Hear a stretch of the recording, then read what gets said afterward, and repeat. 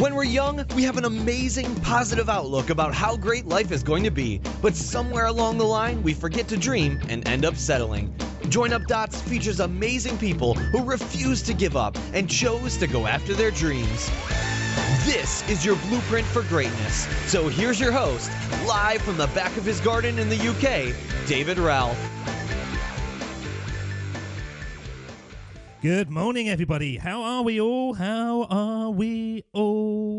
I have got a great guest today, and so I'm going to cut straight to the chase. This is episode 60, and we have got a man who can only be described as the new Jules Verne, or for younger listeners, Michael Palin, as he is the creator of the site Around the World in 80 Jobs, whereby he crosses the globe, working in various positions of employment, and of course sharing with us his successes, failures, and crazy stories of a life on the road.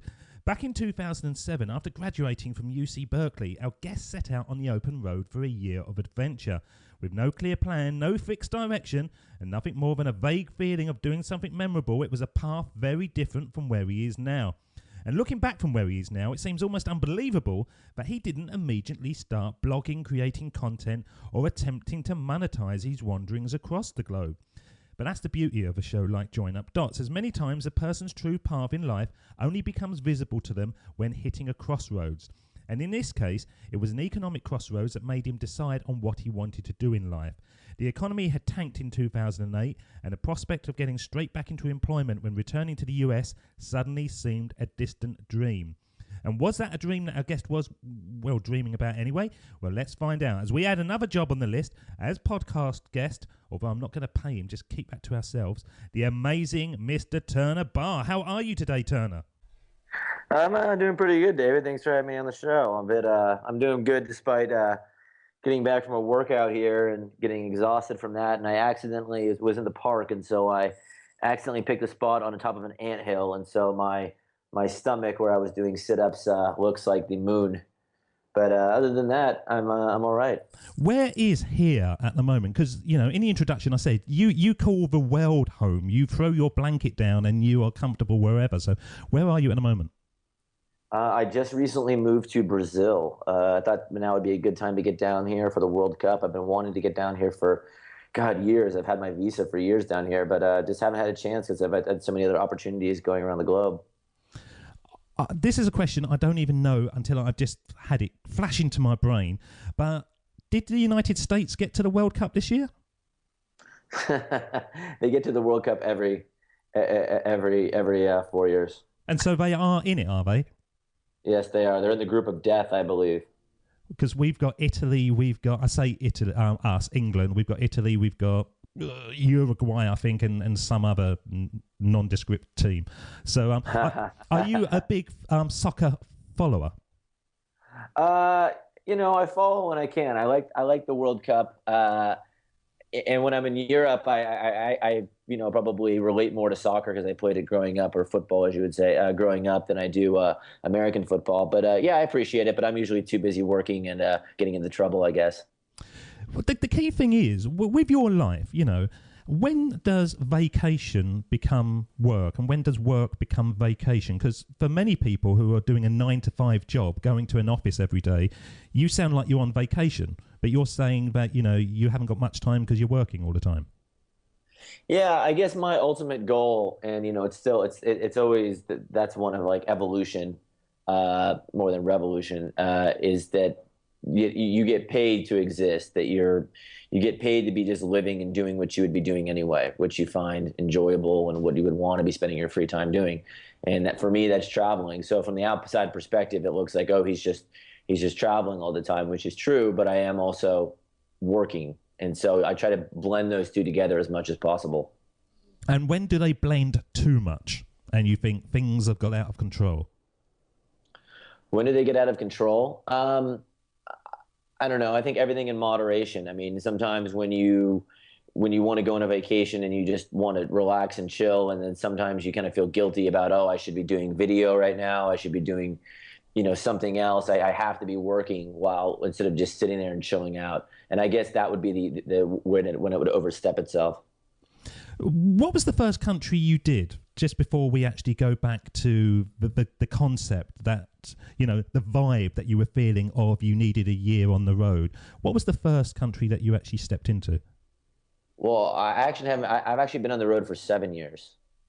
Oh, have you? What did I say? Did I say 7 years? Well, no, you said 1 year. Oh no! Well, when you originally left university, you was just planning for a year on the open road, weren't you?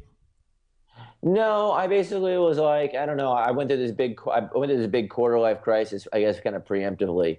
I bit into the American dream bullet pretty hard, where, this idea of you just go out there, you go to the best school possible in order to get the best job possible, in order to make the most money, this, that, and the other, for whatever reason, to be a baller, to get attractive women, like whatever that reason.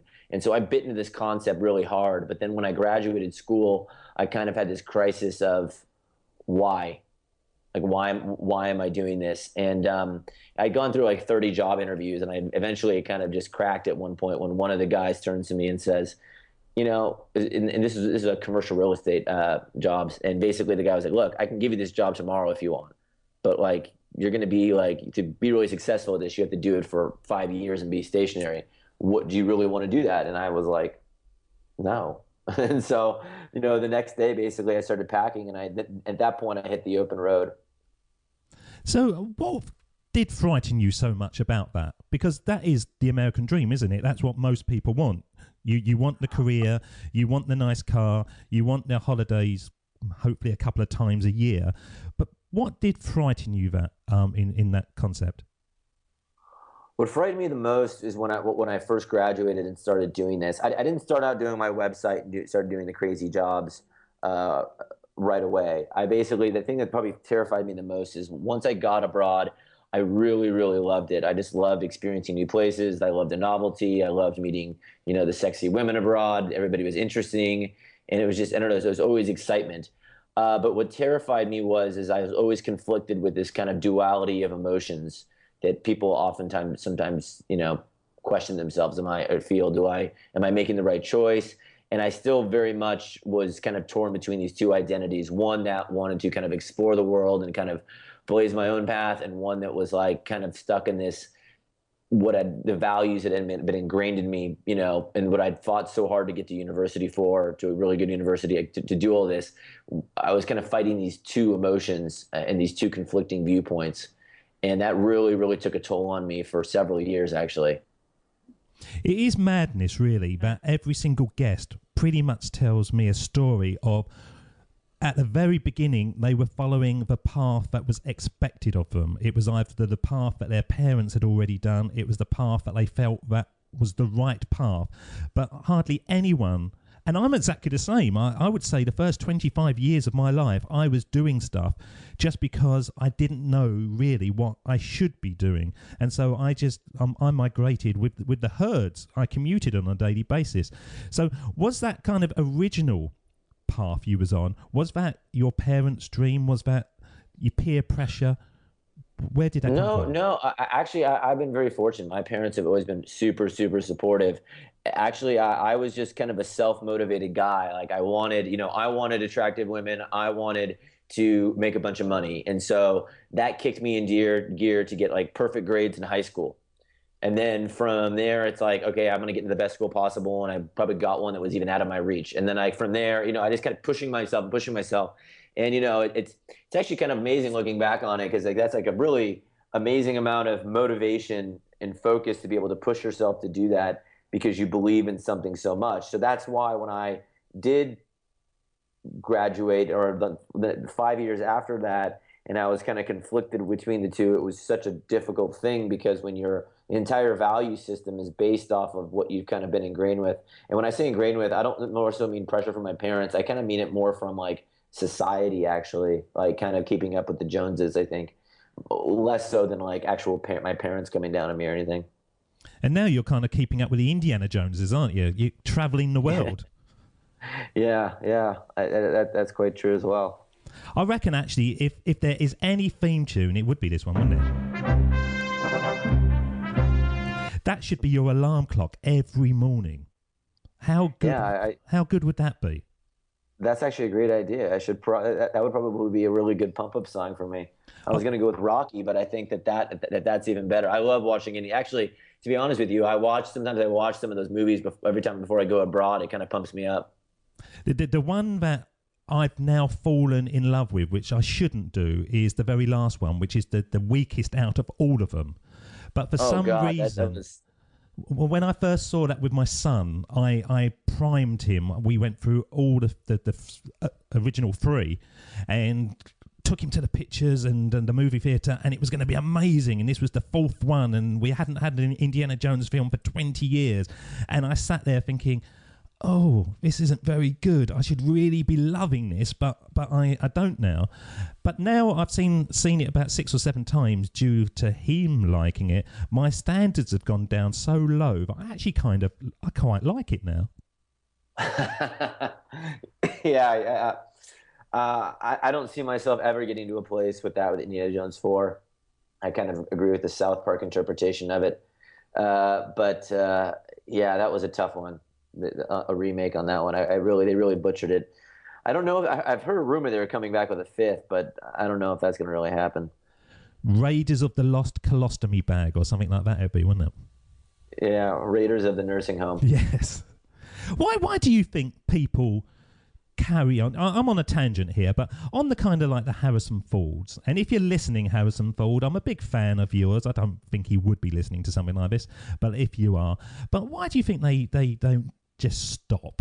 And he's now back in Star Wars, and I know there's money about it, but you'd have to say you've got enough money anyway. Why do you think that we have to keep on tarnishing this image that we love so much by just going on with another one and another one? I think they just enjoy the work. I think that the whole atmosphere around video and making films is fun, and for them, it's like catching up with your old classmates. I mean, it's kind of like a reunion type of thing. I mean, and also too, I mean, a lot of those, the problem with that film isn't so much with the acting, so much as just the whole script was, and the execution of it was just awful. So I don't know. I think a lot of those guys, I think that they just, they just like hanging out with their friends, and I think they get together. I mean, there was a couple other movies like Monuments Men. Did you see that? That's the one with George Clooney in that, wasn't it? Yeah, that was an awful movie, but that had like a ton of talent in it, and the concept of the movie, like, guys going over to Europe during World War II, saving artwork, like, this is an amazing concept, but it just was everything about it. You didn't care about the characters. It was an awful movie. But I think the reason why they make those is just that these guys all like hanging out together, and it's just like good old boys.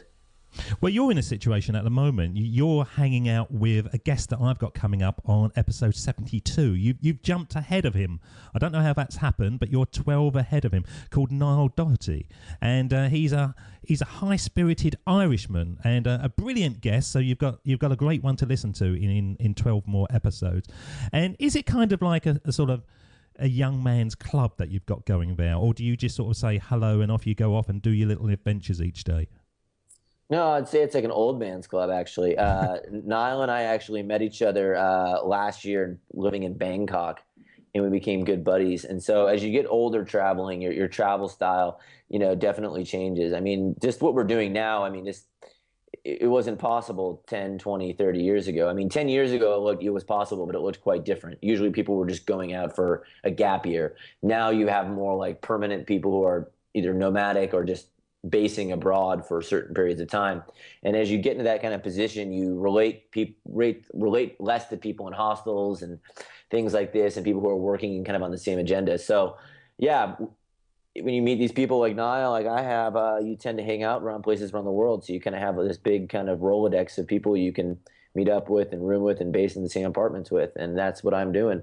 You guys do know each other, don't you? I've spoken to a few of you sort of digital nomads now, and when I bring up your names, yeah, I know all about them. I've got a lady who's on one of the episodes, I think is after yours actually, called Lauren Juliff, 64 in 4 more episodes, and she has a website called Never Ending Footsteps, and she's traveling around the world, and you kind of know each other, just not intimately in some areas, but there is a connection, isn't it, with you guys going around doing your thing? Yeah, you tend to run into people a lot in the same places. Sometimes you go to the same conferences, and I think after a while, it is a pretty lonely profession. I mean, people think of what we're doing as, kind of like, oh, the ultimate Indiana Jones lifestyle, as we've just talked about. But, just like anything in life, there are downsides to it. And one of those being is that having connection and like, this, yeah, you're connecting with people online and Facebook and Twitter or whatever, but there's just not that same level of interaction. And so when you do meet people who are kind of in the same realm that you are in, I think that there's this kind of a connection that you have and that you kind of get it. And you don't have to explain what you're doing so much, or when you do explain, they understand right away. Because most people, when they ask you what you do, if you're out and about in the country, they kind of look starry-eyed. They have no idea. They don't have any real concept of what you're talking about. Right, so let's jump back to that question that I asked probably about 10 minutes ago. That's how we rolled in this show. What was the first country that you went to when you had your first journey out from the American continent? Where did you hit? Do you mean like what? Is this like when I started my website, or like when I was back in school, or further back when the first idea of traveling abroad hit? It's really funny, actually. I was just in my high school, and there was a sign in the wall saying, "Hey, a spot had opened up in the student trip to go to like this Spain, 3 weeks around Spain and 2 weeks with the family there, or something like this. And a spot had opened up, but you need to be like Spanish level 3 or 4 above. I was like at 2, but for some reason, I don't know. I was just like, I should do that, and I went in, and I don't know, they needed somebody, and they let me do it. And yeah, that was my first venture in the unknown. But it was a pretty funny experience looking back on it. It was really awkward because my Spanish was awful at the time, like really, really bad. And the family that I had never had an exchange student before, and they spoke no English. So that was a pretty funny way to, I guess, launch this whole deal. But then that in itself led to the next summer. It was still in high school when I was in my doctor's office, and he had a picture of his son on the wall, and his son had his Oxford sweatshirt on. And I started asking him about it, and basically his son had studied abroad in Oxford for the summer. And I was like, wow, I got to do that. And so I talked my parents into it, and ended up spending a summer in Oxford. And so I think those two were the launching points in high school to start getting my brain to be thinking about, there are other things going abroad, other things going on besides just, this one path. I bet when you hit Oxford, you've never drunk so much in your life. What's funny, actually, is they had a policy, even though I've always been a year older for my age, grade. They had this policy of like no drinking there, but I kind of adhered to that because everybody else was a year younger, so nobody was really drinking. Man, a couple years later, I probably would have been more. I probably hit more of my bad boy streak, and I probably would have been hell raising it with a fervor. But no, that was actually I actually stuck to the code there. Didn't drink. However, we didn't have I'd never seen shisha before. We call it hookah, but which is the actual device. But you guys had shisha. I'd never seen that before, so I became an avid lover of shisha because there was no rule against that. So that's what all the kids were doing.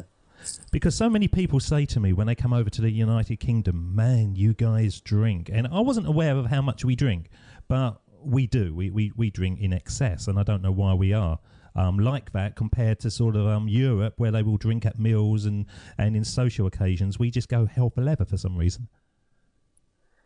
Yeah, I don't know. It's kind of like that way around the world as well. You guys and the Aussies and the Irish really tend to really like to hit the booze pretty tough.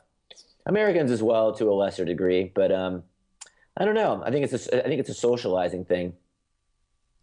Do you think some of the jobs that you've done have been bizarre?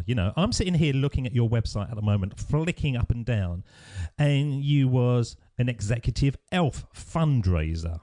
That's pretty bizarre. You were the strangest photographer. You was a Tiger Temple volunteer, and the picture of you on the website, you look terrified. It's almost like they're saying, please put your hand on this tiger, and it's the last thing that you wanted to do. How many of these jobs have you encountered and got involved in, but actually within a very small period of time you thought, this is stupid, it's something to write about, but no more? I mean, there's been so many. I don't know, when I kind of take a step outside of myself and I kind of like try to look at it from like a third person's perspective. it's like crazy. Some of the jobs I've done, I can't even believe in the last few years. Like if you would have asked me, 2 or 3 years ago where this would have led, I couldn't have imagined it would have led to here. Yeah, I did the Operation Save Sand in the Philippines. I basically went down the Philippines, didn't know anybody, but I wanted to raise money for kids for Christmas, and so I threw a Indiegogo campaign, got a company to throw up some money, and I hit the ground running, and I raised $5,000 for kids for Christmas down there. Which is amazing. That's like winning the lottery for them, isn't it? Yeah, I mean, $5,000 down there goes a really long way. I mean, that was helping, each kid, they want, all they really want is really basic stuff, like a pair of slippers, which is like sandals, which is like $1. So, I was able to help out basically like 6 or 7 communities that maybe wouldn't have gotten anything that Christmas because of all the typhoon and everything. So that was pretty cool that you can just randomly, come up with an idea and execute it. It really kind of shows you what you can do. Yeah, and then the Tiger Temple, that one was one that I was feeling a little bit more uneasy about. I don't know if you know what the Tiger Temple is. It's like one of the most controversial tourist attractions in all of Southeast Asia, and there's been quite a bit of reports about animal abuse or where's the money really going. Just a whole slew of stuff. Is it ethical? But I kind of wanted to like look at it through my own eyes, and so I decided to go volunteer there, kind of go behind the scenes, and kind of come up with my own feelings about how I feel about the place and it as a whole. Because it's kind of hard to tell sometimes online, because you have like the major news sources, then you have like random people on the internet, but you don't really have like a face to what the opinion is. And what was your opinion of the place? I guess from day one, I felt very uneasy there. Like I felt like it felt very surreal being there. You have like 122 captive tigers, kind of chained up and just kind of used as a tourist attraction. It kind of felt like a circus to me. So I never really felt 100% comfortable with the cats. I think a lot of the volunteers there and then some of the Thais that work with the animals really do love the tigers and really do care about them. But I think that the first question that people think of when they walk in there is, oh, are these tigers drugged? And this is the whole focus of the debate. Are they drugged? But I think that question, I tend to think that they're not drugged, but I think that it's an irrelevant question anyway, because even without the drugging of them, there's the ethics of, well, they're just being used to make money, because the money that they gain doesn't go back to just the tigers and conservation, which is what happens with zoos usually. It goes into profit. They're building this gigantic temple out front with that money. And so, and the tigers aren't given red meat because it's too expensive in Thailand. I mean, but yet they're spending this money on this temple, this big temple out front. And there's a lot of questionable things of why is there 122 tigers? Like, aren't monks supposed to be doing monks? And where are those tigers going? And so, I don't know. I think that there's a lot of questions that a lot of people that go in there don't fully answer or don't really want to question or get to the bottom of. Have you become more ballsy, almost journalistic now, since you've been in so many sort of environments? Do you dig down more than you might have done 6 years ago? Yeah, I mean, it really depends on the type of job. Most of the types of jobs I keep, kind of more lighthearted. There's only been a couple of jobs which have really been, much bigger affairs, and that would be this Tiger Temple one, and then last year, I called it the Small Business Advocate. I don't know if you'd seen that or not, but basically the biggest HR company in the world, Attico, stole all of my intellectual property from my site and created a international global marketing campaign called Around the World in 80 Jobs, where they had a guy that looked like me, talked like me, same vernacular, everything, going around the world in 80 jobs, filming them for the promo video.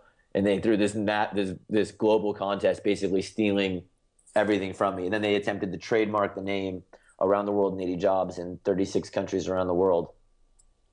And you had actually trademarked that instantly, had you? No, because I hadn't trademarked it, but it actually, to be honest, it wasn't a trademark issue. The issue was intellectual property theft. It wasn't just they were stealing the name. It was like they were using my likeliness. They were using all the stuff on my site. I mean, it was pretty bad. It was creepy almost. But also in the U.S., you have a law called prior use, meaning if you've had continuous usage of something, you could you can establish a trademark based off of that. You know, I was watching that video. You have a little rant on your website, and I was watching it before you came on today. And is that not, you know, I can understand your point of view totally, and it was wrong because they didn't put their hands up and say, yes, okay, fair enough, we've screwed up, and they didn't ask your permission. But isn't that a good way of driving traffic to your site, that people would think it's you and would go, oh, okay, there must be something else about this, and come across to your place? No, not really, because I mean, from maybe a quick you know, once over, that may be what you believe. But one, I was the one that put the entire time into building that concept, building that brand, building that kind of like identity, and they took it without, you know, paying for it, basically. But the bigger issue is, what am I going to do? Have the 8 winners of that contest, the 10 winners, go out and be creating social media accounts called Around the World in 80 Jobs, and it would completely destroy all of my social media and everything that I've built. And so, to me, that was just wrong. Yeah, no, I can see your point of view totally. I was just coming up with an opposing view for an interesting discussion point. Is that something that's you know, common? Because a lot of you guys who are digital nomads are known for your online brand more than anything. And is that something that is, you know, a concern to the guys who are traveling around the world doing their own thing, that some big organization could come along, nick the name, and bang, 3 years of work's gone? Yeah, I think that issue highlighted, I think it was a wake-up call for a lot of people that, oh shit, you know, you really got to protect your brand. I mean, realistically, though, protecting your brand against a multi-billion-dollar company, I mean, they would just go with some other name, or they would, you know, you're not going to win. The power of social media really helped in that battle. But yeah, I mean, it is a concern for small business entrepreneurs. I mean, I initially contacted one lawyer who ended up, who everybody kind of blew me off. It wasn't until I was able to blow it up with PR online that kind of people kind of, I don't know, all of a sudden came around and were like, oh yeah, this is a big deal. It happened to Brian Stanton, I think his name is, of Humans of New York. It happened to a few other people who are much bigger than I am, but it does happen online a lot. So I think it's important to protect your brand. Because there's a classic self-help book called Think and Grow Rich. And I was speaking to a chap the other day who created a book, Think and Grow Balls, a gentleman called J.D. Bloodstone. And it was pretty much along the lines of, you know, take courage, take action, and, you know, you can create a kick-ass life. And the Napoleon Hill Foundation went for him big time just because he used those words, think and grow. And he fought back, and he pretty much won his case. And it made me think to myself, you know, when does a brand become a brand? Because Jules Vern, for example, Around the World in 80 Days. But as I was looking for your site, I've seen Around the World in 80 Beers, Around the World in 80 Jobs. You know, how many do you need out there before people go, okay, fair play, it's a free-for-all? I don't know. I mean, my case was exceptionally different because it wasn't just it was the name. It wasn't just using the same name. Like, so for example, Gary Arndt had like Orange or T-Mobile, or somebody made something called Everywhere, Everything Everywhere, or whatever like that, or whatever his site's named. But it's not even in the same realm. Whereas what they took was in the exact same realm. So and it was intellectual property. It was exactly what I was doing. It was how I was doing it. It was the same vernacular. It was just really creepy. In Jules Verne, I mean, that's a classic book whose name I believe falls into the public domain, his written work. So yeah. Have you done an advert? Turner, have you done an advert? It's only because I was watching the telly the other night and this advert came on and it was like Bangkok or Thailand, and I said to the wife, that's the chap I'm going to be talking to, and it looked just like you. Bangkok or Thailand? Yeah. You obviously haven't. No, I've never taken out an advertisement. I don't know what that means. What do you mean by that, though? I just wondered whether you, as part of your sort of 80 jobs, whether you became an actor in an advert and have done like a travel advert at all.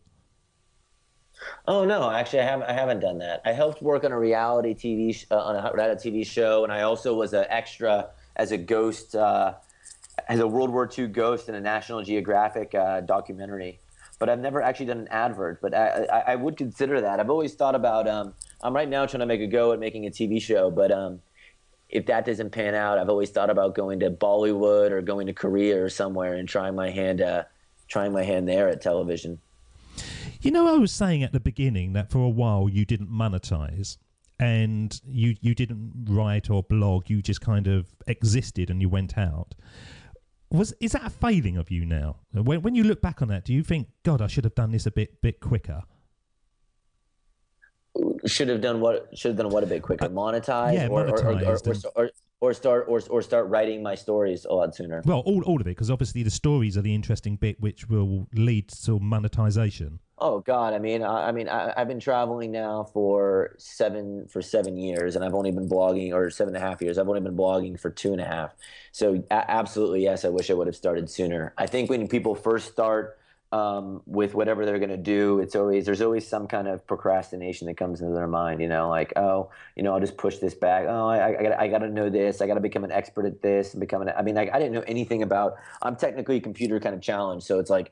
For me, just starting the blog and getting it going was a challenge enough. But yeah, I think any blogger would say, God, I wish I would have started 2 or 3 years ago. I would be in such a more advantageous position because there was less competition then and all that. So I definitely think that, God, yeah, I would be kind of kicking myself. I wish I would have started sooner because there were so many experiences I had that would have been, I think, really helpful for people to know. And you would just learn so much more along the way. It's doing the work. It's becoming an expert at something. You're gaining a proficiency. So I definitely think that is something I wish I would have done. And in terms of monetizing, I think that's a question for everybody. I still haven't fully monetized my site at all. Mine is more of a creative outlet at the moment that I'm using more to leverage into a bigger deal down the road with something else, like a TV or something.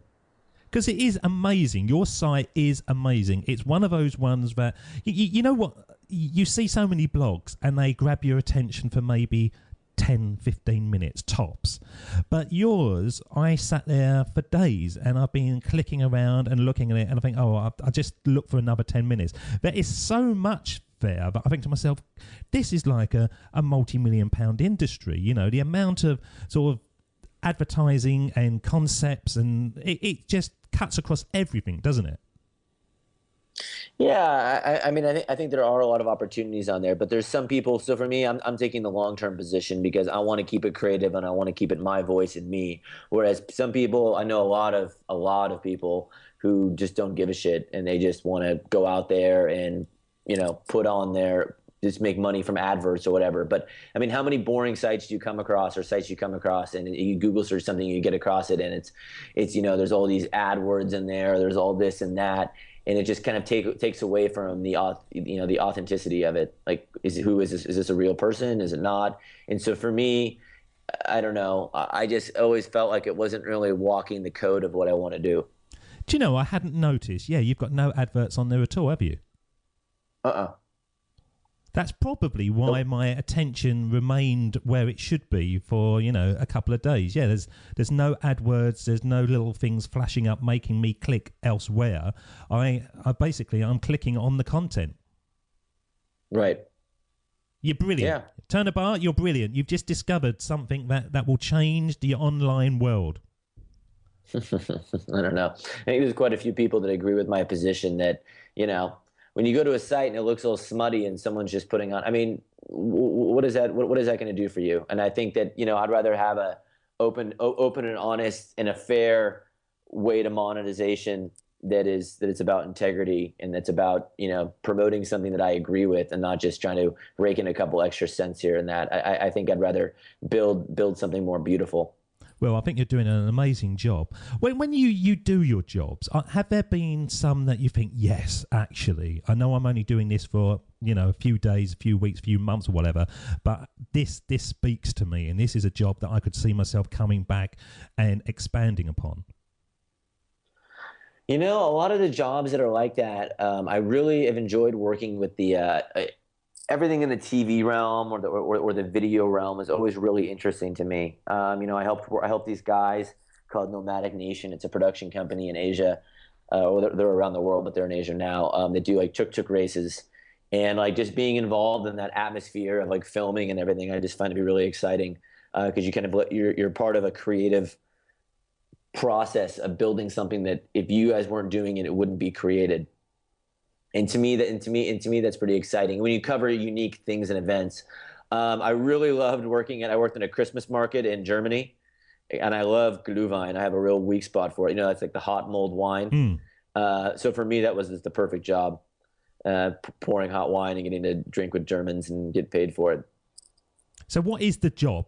The one that you've done so far that you think, if it all finished today and I've got to make an income, you would jump back on? If there was one job that I have to do today, that I have to make an income from it. Yeah. Oof, that's a really tough question. You're the first person that's ever asked me that question. Most people ask me what's the most interesting job I've ever done, rather than that question. What's the one I would do the most? Yeah, I guess it would have to, if I'm going to do it day in, day out, it would have to be something like, I worked with a video promotion guy who would go out and make promotional videos around the world for different companies and on different topics. I think that would be pretty interesting because you're constantly doing. I have a big case of ADD, so I'm like all over the place, and so for me, getting it changed up a lot is just essential. I think that you've already got the brand that could pull that off. I don't think you would need many people to do that, would you? To do what? To do the job you're just talking about that you fancy doing. To go do promotional video making? Yeah, absolutely. You've already got the Around the World in 80 Jobs with Turner Barr. You've already got that kind of production. You could get a couple of people to come work for you, and away you go. Yeah, pretty much. I mean, that's one of the side projects I have going on right now. Luckily, in the last year, I recently did a video. I haven't released it yet. It's still being edited out right now, but I did a video in Italy that was really fun. That was called, it was a parody on Breaking Bad, the TV show Breaking Bad, called Breaking Balsamic, that I'm releasing in the next week here or so. And basically, I did like a whole kind of parody skit on balsamic making, but as Heisenberg and all that, and it was pretty fun. It was really, really fun and exciting to do. And so I guess I would do creative travel videos, which is basically what I'm doing all around the world, about certain topics that aren't, the typical hosted, hey, I'm Turner and I'm, here's the top 5 things to see here. Not so much like that, but more of like a creative twist on it. You could be the new Indiana Jones doing these short 5-minute things.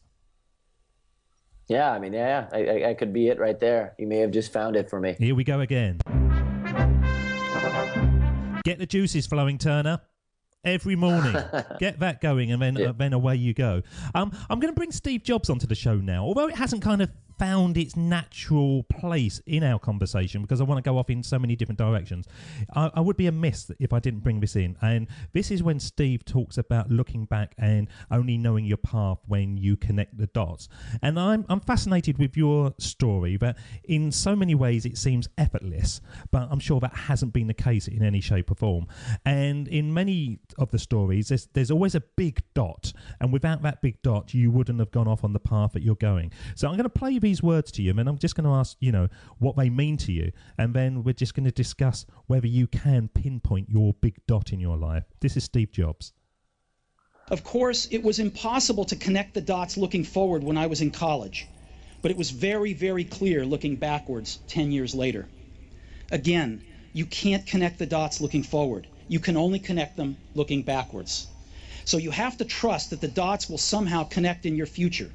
You have to trust in something, your gut, destiny, life, karma, whatever, because believing that the dots will connect down the road will give you the confidence to follow your heart even when it leads you off the well-worn path, and that will make all the difference. Well, you are off the well-worn path. Most of the time you're creating your own path, but do those words mean something to you and your life at the moment? Yeah, I mean, it's pretty funny that you have that as one of your catchphrases of your podcast, because that definitely is one of the phrases I live by, and it has definitely been a part of my life. I mean, there's been probably 3 or 4 instances where that I definitely see those words coming to life for me that really guided me. Where when I look back on it, it's like, wow, yeah, I wouldn't have been. It's clear to see it now, but I definitely see how it's gotten me here now. So do you have a big dot that the major one, that if you hadn't have hit that dot, you could have gone off into corporate America, you could have got the beautiful lady that you were talking about. Is there a dot that you can focus in on? Well, the first dot, which I already mentioned, was, you know, after graduating from school, my kind of value system collapsed, because it was like, no, I didn't want to go out and work for a commercial real estate brokerage right away, because I could see the next 5 years, I could see the evolution of my life happening. I would get drained down, like bogged down, wanting to go make more money. I would start making a little more money. Then I'd have a girlfriend. Then I'd have a wife. Then I'd have a cat. I mean, a cat and a good dog, and, you know, the whole 9 yards. That was the first one. So that's what propelled me to go travel. The second big dot was, I was making a bunch of money at the time, day trading stock online. That was how I was funding my way around the world at that point. And I was making to be honest with you, my first year or two out of college, I was just absolutely killing it. I was making hand over fist in money. Money was coming easy. You know, I was like, how could I couldn't even take other like normal kind of jobs, because it wouldn't pay nearly as much. And I was like, wow, this is great. I'm location independent. I'm able to make first world currencies in, you know, developing countries, because I can just trade abroad. However, you know, when the economy hit the skids, I was actually set up to go buy a hostel in Colombia and start a hostel there.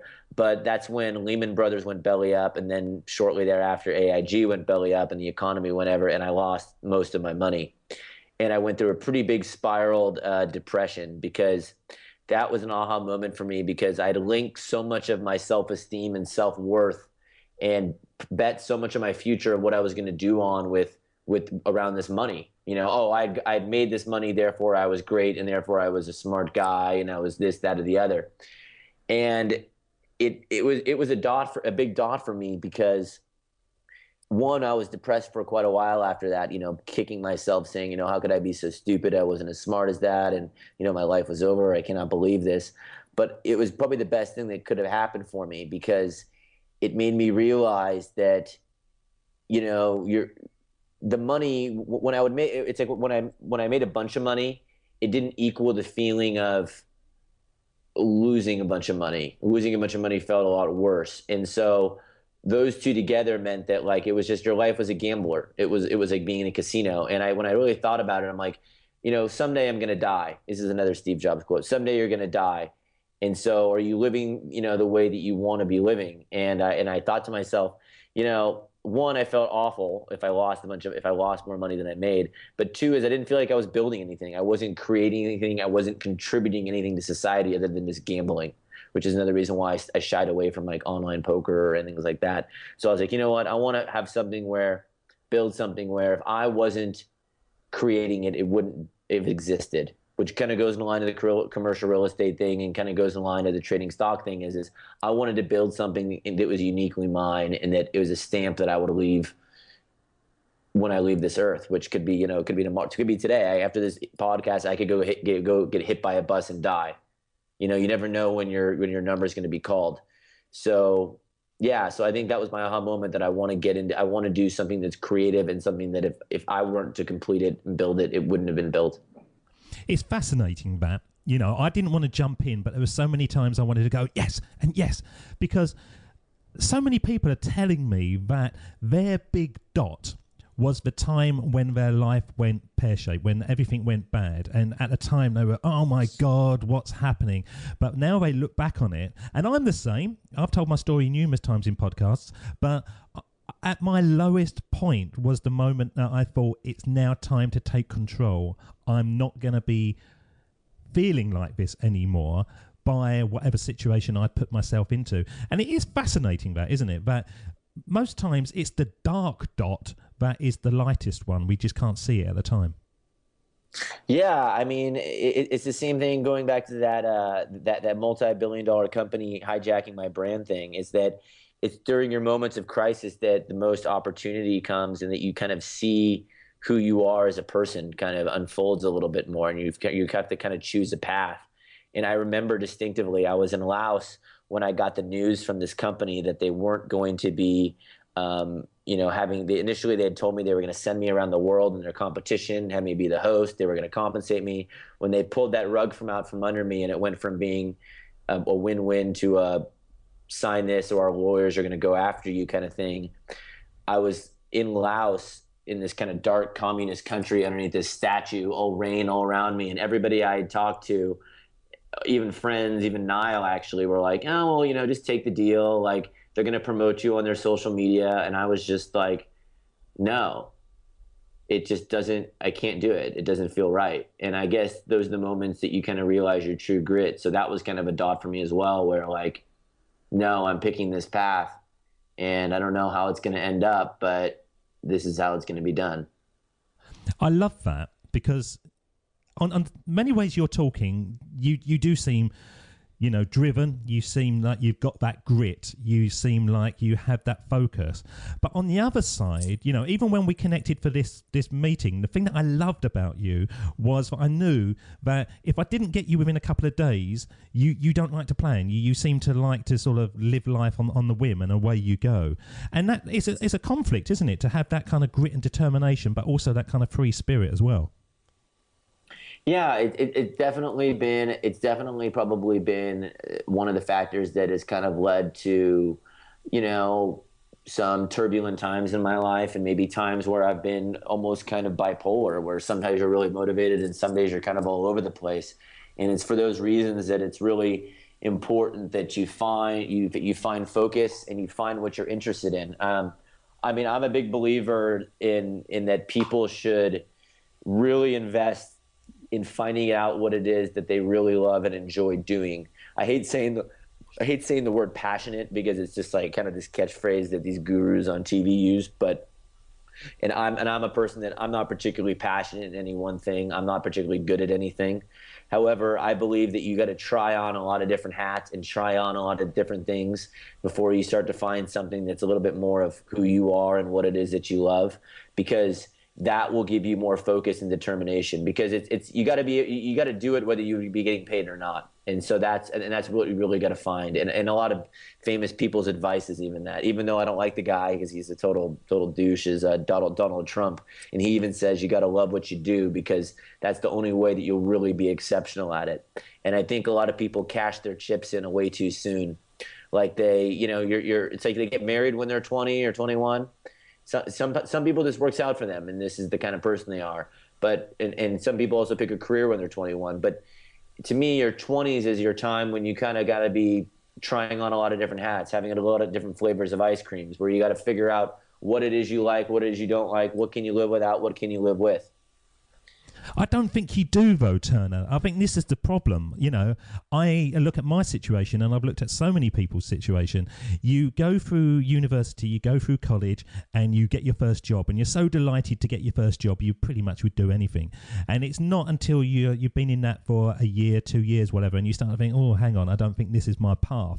But after sort of 5 or 6 years, you can pretty much list what you don't want to do because you've done it and you haven't liked it, but you can't really ever pinpoint what you do want to do because you haven't given yourself that opportunity to explore, because we are on that kind of path of, right, okay, I've got 10 years of this, and then I get a mortgage, and then I get a wife, and all those kind of things, just because it's expected of us. And that's what's so amazing about you guys, that you are creating your own path. And I really want to get that out to the listeners. And I'm not saying everybody needs to, you know, punch the manager in the face and quit their job and off they go. But wait, sorry to interrupt you. So were you just agreeing with me or disagreeing with me? I'm agreeing with you, sir. Oh, see, I heard you interrupt, and you said no, I don't agree with you, and I was like, what? Because it sounds like you are in agreement with me that you got to try a lot of different things out. No, I'm agreeing with that, but I don't think we do. That's the problem. I think when you're in your when you're in your 20s, you should be doing that. But you're so keen on getting a new car and going off on holidays and living the life of freedom, we actually restrain ourselves. And I was reading that book, Napoleon Hill, Think and Grow Rich, as I was saying earlier, and so many people between the ages of 40 and 60 suddenly make it because they realise, oh my God, I've wasted half my life, I better get going, than the people in their 20s, even though what you're saying is absolutely right. We should go out and try things, but for some reason, we don't.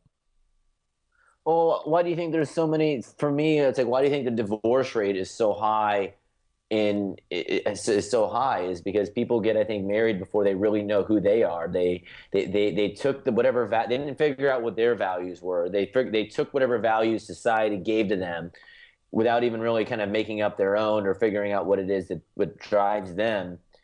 And then all of a sudden they pick a partner, and maybe they're 1 or 2 degrees difference, but over 10 years, that could be a very big thing. Same thing with a career. Maybe you go to law school, and it's like, yeah, you don't really like it, but you're doing it because it pays a lot of money. Then all of a sudden your lifestyle is high because you make all this money as a lawyer, but then you end up being 50 years old.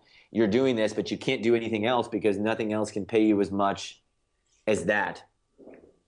And I think that's the position a lot of people get themselves in. If you were 70 years old and you've had the experiences in life that you are having now, but you pretty much are skint, would you go, fair enough, that's my position? Or is that a position that would actually scare you? I'm sorry, I don't understand the question. You said if I was 70 years old. Yeah, if you were 70 years old, you've had all the experiences that you've had in your life, but you actually haven't created a nest egg like people who go to work and they work for 40, 50 years in a job that they don't like to protect themselves when they get older. Would that be something that you would go, fair enough, I've had all my experiences, so this is what life is going to be? Or is that something that would actually frighten you, that you are an old man and you are on your own and you are living in some foreign country somewhere and you haven't got a great deal of money? I would think, I think obviously on a pragmatic level, yeah, I think that ideal that you would be scared is exactly in line with what I was talking about, how when you bite into the society bullet of what you really need and on all of this, that would be in line with that thinking. I tend to think more that, and I've said this to my mother because she's constantly worried about retirement, and to other people, the other older people who are always worried about retirement and having enough money, is that their lifestyles cost so much money and they're always busy working in order to sustain that. But my argument would be that when I'm 70 years old, I don't think want to retire. I think I would rather find something that I love doing and keep doing it. They've seen this in all over the world. The people that live the longest aren't people that retire. It's people that relax and enjoy what they do and are getting paid for it and love their life, and they don't. So I would hope that at that age that I'm able to live beneath my means, and yet I found something that I love doing enough that I wouldn't want to quit or have a whatever. I mean, you can't take it with you. I mean, that's for certain. But it is a comfort blanket, though, isn't it? It's definitely a comfort blanket when something would go wrong. But I mean, to say you're going to end up a pauper is when you're 70. I mean, I'm 30 right now, so that's 40 years I have. So I could still be messing around the next 10 trying to figure it out. I still think it's worth that early investment to get the foundation right of what you want to do. I don't think you're being a flake, or that that the risk is as high as people think it is, that you're going to end up an old miser with no money in a foreign country. I just don't see that as an issue. I think more bigger. I mean, so many things can happen. You can get cancer and die sooner than that. You can, so many different things can happen on any given Sunday. I think it's more important that you really find out and you really live the life that you want to live. Because I would rather live to be 70 and live the way I want to live than save my money in a nest egg and then be 70 and then do what? So at that point you get so old. At that point you get older that it's harder to do, and you don't want to do a lot of the things that you could have experienced when you're younger. I actually have a neighbor that him and his wife they had saved, worked their whole lives. They had saved and they had planned on traveling when they retired. And he now has fairly advanced Alzheimer's or some Alzheimer's, and so they can't pretty much do anything. I mean, that ship has sailed. So there's no way to bet on the future. So I'm going to bet on the now, and I'm going to do the best I can. I love that. Bet on the now. It's the only way. I was laying in bed with the wife the other day, and she was moaning that I was talking, and it was very early in the morning, and she just wanted to sleep. And I was saying to her, but why sleep? Because, if you got up now, you can do something, and you can do it. And she said, oh, you're always focused on the future. And I went, Yes, I probably am, but I want to be focused on the now because that's when you can actually make your future. Yeah. Yeah. I mean, I think being present and being cognizant of what you are doing does make your future. So they're all kind of interrelated. So what is your future then, Turner? Where you're in Brazil now for the World Cup. You don't really like to plan. Could you wake up tomorrow and go, no, that's it, I'm off now? Or are you going to be there for a while? I'm going to be here for a few months. I'm going to get down to the bottom of what's really going on down here in Brazil. You know, what's up with the social unrest, what's really going on. I'm going to continue to hack away on my video skills, and then I'm going to, you know, keep hacking away at this TV show. And maybe in the fall, you might see me in South Africa doing something with animals again. I might want to get back in that mix. I took a little break, but now I think I'm going to get back into it. I love the life you lead, I really do, and I'm a deeply envious person because I used to travel a lot and I know the thrill of it, and for different reasons, responsibilities and family life and kids and all that kind of stuff, my travel bug has been suppressed, but it never dies. It's something, when I talk to you guys, I think, right, okay, I'm off. I'm just going to get on a plane and away we go. So I really do admire what you're doing, and I think it's a huge sort of It's a thrill for me to be able to speak to people like you that are getting off your backsides and living slightly different lives. Yeah, slightly different, I would say. Yeah, I guess that's the last thing I would say is that it's very interesting. It's hard getting advice from older people about what to do in your life. They always say, listen to other people's advice, and some of it is timeless. However, we do live in an age that there's so much more opportunity now. And the scales of everything are twisting so much. I mean, and have tilted so much. I mean, there's no more such thing as job security in a company. I mean, a company's mission isn't to employ you; it's to make money.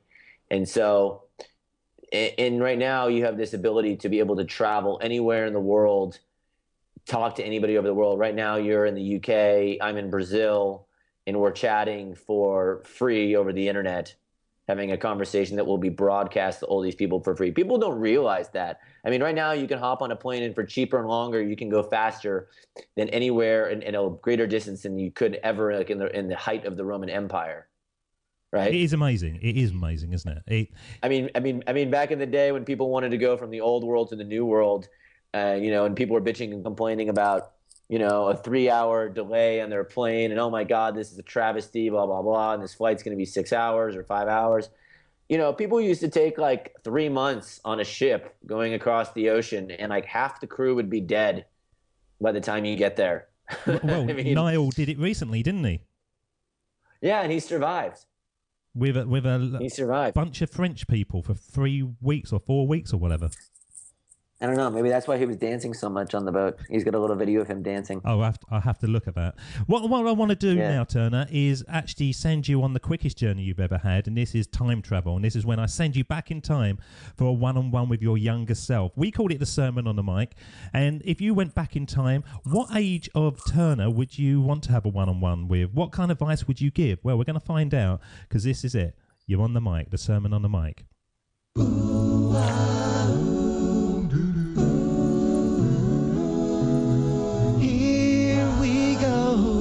With the best bit of the show, the Sermon on the Mic, the Sermon on the Mic.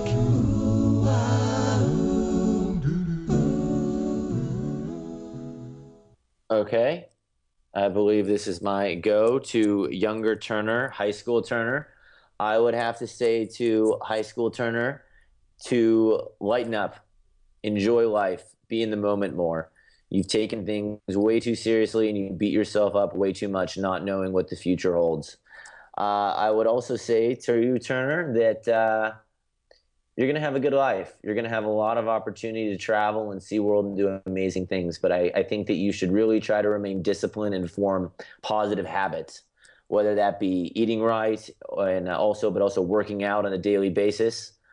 And I also think that you should really, Turner, spend a lot of time building skills, building computer skill sets, because that is going to help you in your creative skill sets and in your around the world travels. You can do things anywhere you want in the world and get paid for it if you build up that network and that base, but you have to have those skills, and getting them now while you're still young and your mind is still open and fluid and not old and doesn't want to learn anything else, but just when it's a perfect time, take advantage of those opportunities and start to build those skills and do a little bit each day, because those habits that you form, you may start today and you may suck at them and you may say that you're terrible in technology like I'm saying right now when I'm 30, but if you keep at them, one day you won't be crappy at it anymore, but you'll be kind of good at it. And then when you're kind of good at it, you'll be great at it. And it's important to learn those online skills and some of these video skills and all these other things, because they are a platform. They are a platform for speaking your voice and for what you are good at, which is creative storytelling. But you got to learn those video skills and how to create those habits and stay disciplined. But remember, most of all, young Turner, that it's about the journey. So just enjoy yourself. Know that any day, anything can happen, but to enjoy yourself. And the last thing I'll say to you, advice, young Turner, is every single opportunity that you've always reached out and you've taken, you've never regretted. Always take those opportunities, but not just take them, make them. It's easy to be lazy and sit around and watch TV and, whatever else on the internet and waste your time. I'm not sure if you really have the internet now, but it'll be really big in a few more years. But you can waste your time in a lot of ways, but do the work. Work hard. And take those opportunities, because when you take those opportunities, more opportunities will happen. But you got to not be lazy, and you got to push yourself outside your comfort zone all the time. Even when you get to that next step, take it one more step further. There's always only one direction forward, and that's forward. Bye, younger Turner, and enjoy. Do you know the thing? Just before I say goodbye to you, and I'm going to ask how to connect. On your website, you have a job, the terrified public speaker, and there's a stony-faced version of yourself with a microphone put in front, and you're saying that you were scared big time doing this public speaking. Why? Because you're naturally confident of it, and it's come across in this show big time. Oh, I was lying about that. No. Well, that particular photo was actually on a radio show, and then I was actually speaking in the room. I don't know. It's very interesting. In high school, I was somehow able to weasel my way out of speech class. I am a very natural public speaker, but like anything, I think it's natural to get nervous about anything unless you do it a lot. And so, I don't know. Speaking in front of large groups, I think it's naturally nervous. But people who are really good at what they do, they do it so much that it becomes like second nature. And so that's why it would hit back on my habits that I was just talking about, is that you got to do things over and over and over, then it's not a big deal. Well, we're glad that you are. How can people connect with yourself, Turner? Just find me at Turner at around the world at aroundtheworld80jobs.com. That's aroundtheworld80jobs.com, or my Facebook, or any of my Twitter handles, or my Instagram handles, which is 80worldjobs. It has been absolutely a delight to have you on the show. It's been quite a strange way how I managed to lure you on the show, because you were somebody that I've been wanting to get for a long time. But thank God for Facebook. Just a quick story. There's a chap who's coming on the show, as I was saying, episode 72, and I was saying, I'd like this chap to be on, but I never mentioned his name. And I connected with the other bloke on Facebook, and then when I was looking at his pictures, I thought, that's Turner Barr, and they were both sitting having a beer in some place, and I thought, right, got ya. And that's what I did. I connected with him, and we lured you onto the show. Yes, you did it. You said a honey trap. I have a sucker for Niall's accent. Absolutely, aren't we all? Well, thank you so much for spending time with us today, joining up those dots, Turner, and please come back again when you have more dots to join up, because your history is going to keep on going forward, and I'm going to be an avid reader of your blog, because it's inspirational, it's amusing, it's stupid in certain places, and it's totally entertaining. I think it's brilliant, and I can't wait to see you actually taking that format onto the TV screen so we can get more Turner Barr. But thank you for joining up the dots, because I believe the only way to build our futures is by doing what you've done today, by connecting our past. Thank you so much. Thanks, David. Have a good one. Peace and love. David doesn't want you to become a faded version of the brilliant self you were once to become. So he's put together an amazing guide for you called the 8 Pieces of Advice That Every Successful Entrepreneur Practices, including the 2 that changed his life. head over to joinupdots.com to download this amazing guide for free, and we'll see you tomorrow on Join Up Dots.